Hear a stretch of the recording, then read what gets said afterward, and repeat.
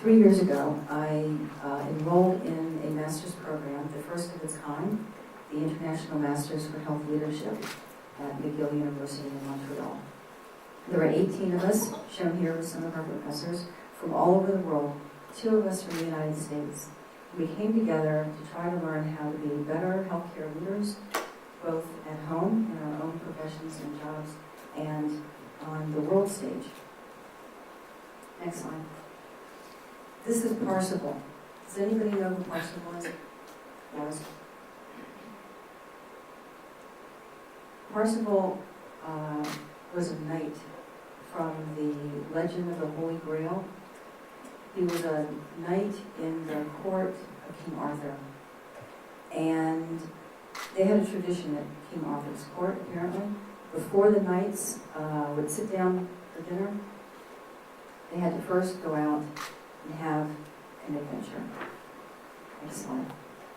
And this is James Campbell's telling of part of this legend of Parsival when he was at King Arthur's court.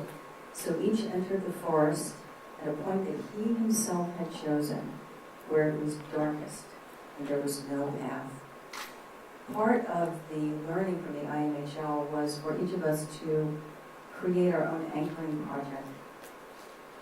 So we were to devise a project that would be personal to us. It would allow us to use learning from the IMHL, plus our connections, and take it back and forth and apply it to the anchoring project. Next slide.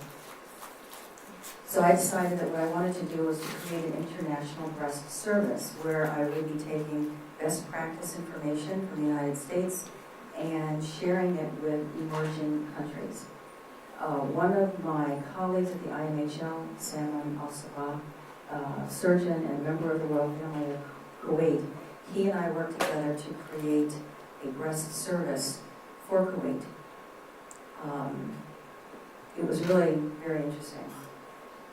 2 other of my colleagues at the IMHL, William and Posse, the 3 of us applied for a grant from the World Health Organization, and we received funding to do mammographic screening in Uganda.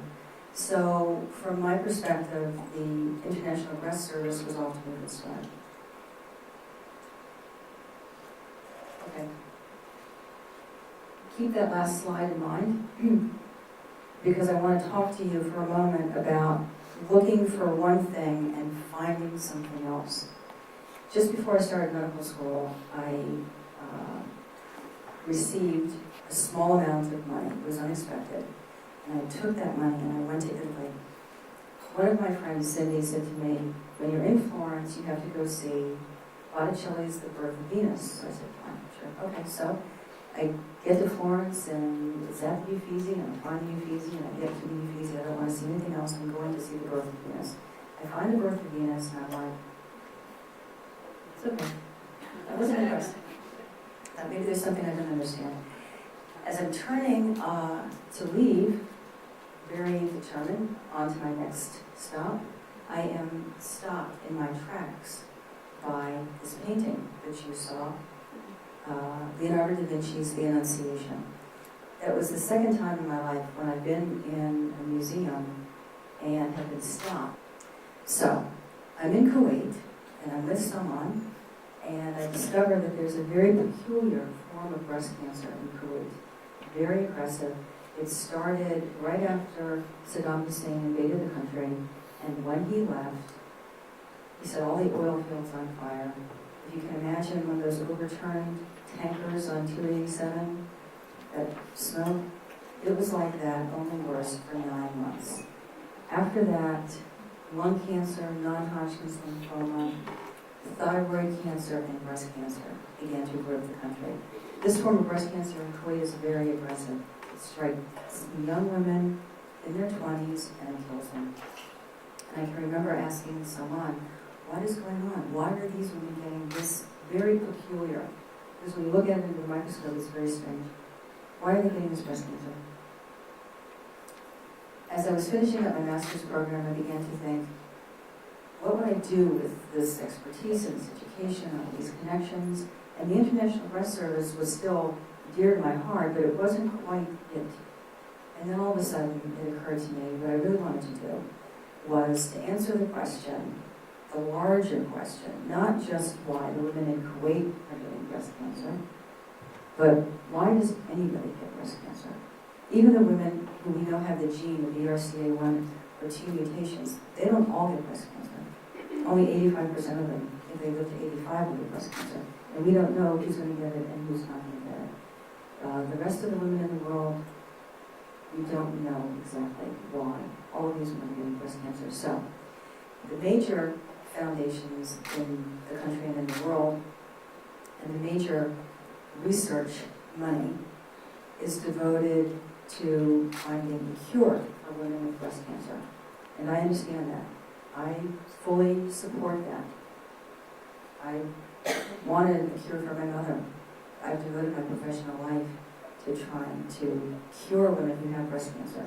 But I've come to understand that we can't run fast enough, we can't walk far enough to be able to catch up with these millions of women. We simply must begin to look at what is causing all of this breast cancer. And today, less than 2%, probably more like 1% of the money that is received in the name of breast cancer is devoted to discovering the causes. So in April of this year, I created the Breast Health and Healing Foundation, whose mission is to discover the causes of breast cancer and to use that knowledge to prevent the disease. One of the reasons I'm here today is to share the role that exercise can play in preventing breast cancer and in improving your survival. Next slide. So, it's not going to be easy, is it?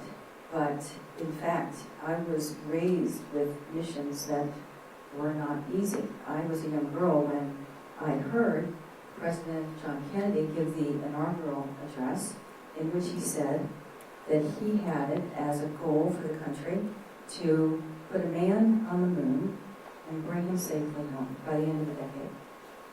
And I can remember 9 years later, my family standing in front of the tiniest black and white TV, watching Neil Armstrong land on the moon and walk on the moon.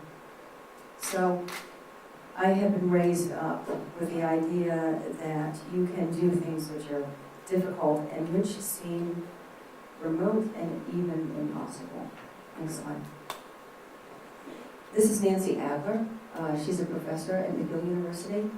She's also an artist, an absolutely fabulous woman. And she never gives a lecture without showing this quote from Margaret Mead.